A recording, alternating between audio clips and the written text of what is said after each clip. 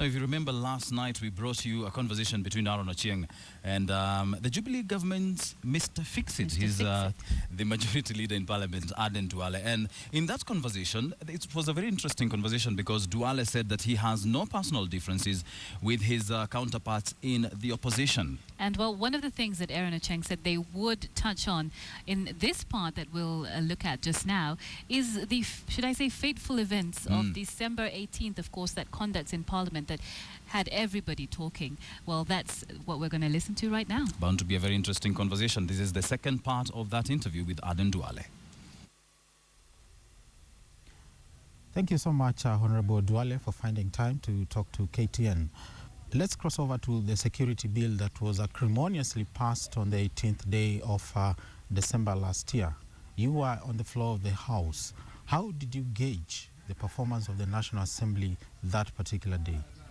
That day, there was something which happened, which was, in my opinion, very, very wrong. There was out of disorder. There was a lack of decorum on the part of members of Parliament from both sides.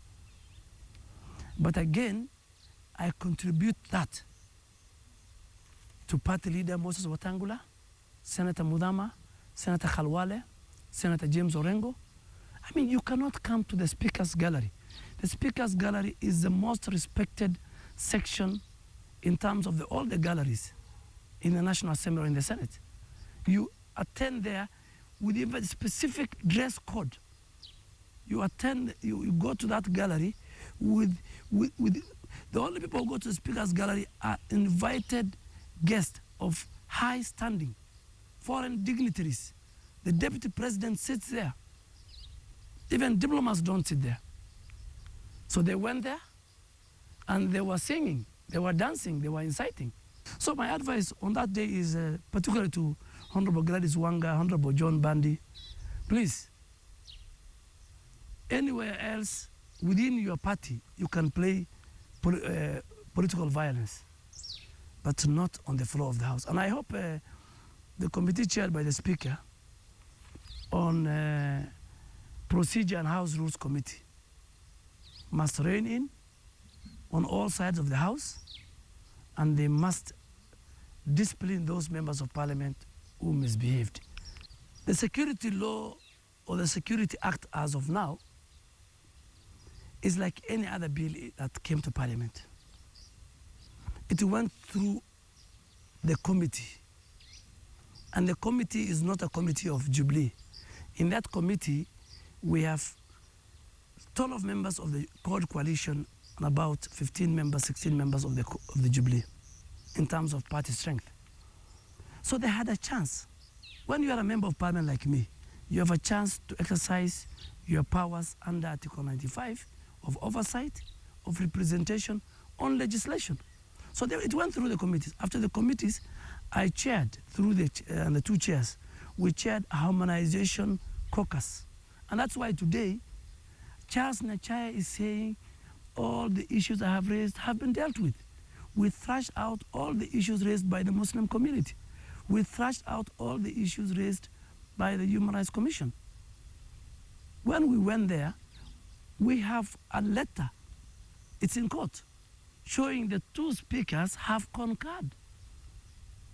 So those when court went to this court and said the Senate was bypassed, Article 110, sub-Article 3 says the two speakers must concur.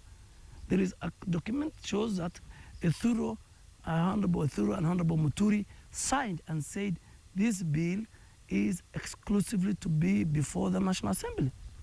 Judge Odunga has suspended 8 clauses in that particular Security Amendment Act.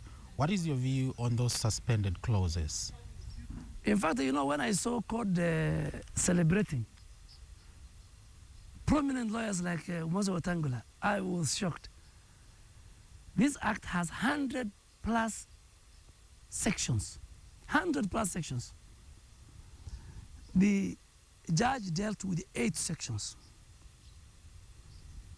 And I'll give a summary of the 8 sections, what they were dealing with. The 8 sections were dealing with number 1, the number of refugees that we can allow in our country. And in fact, before I go to that, the judge never said the 8 sections are unconstitutional. What the judge said was that these 8 sections, there is a prima facie case that they need more interrogation, constitutional interrogations.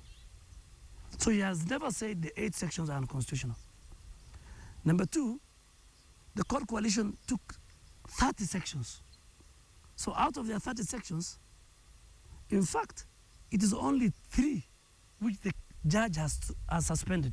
The other 5 are from the Kenya Human Rights Commission. And my parting shot, if you ask me, is that the opposition, the court coalition, have failed their supporters. They should fight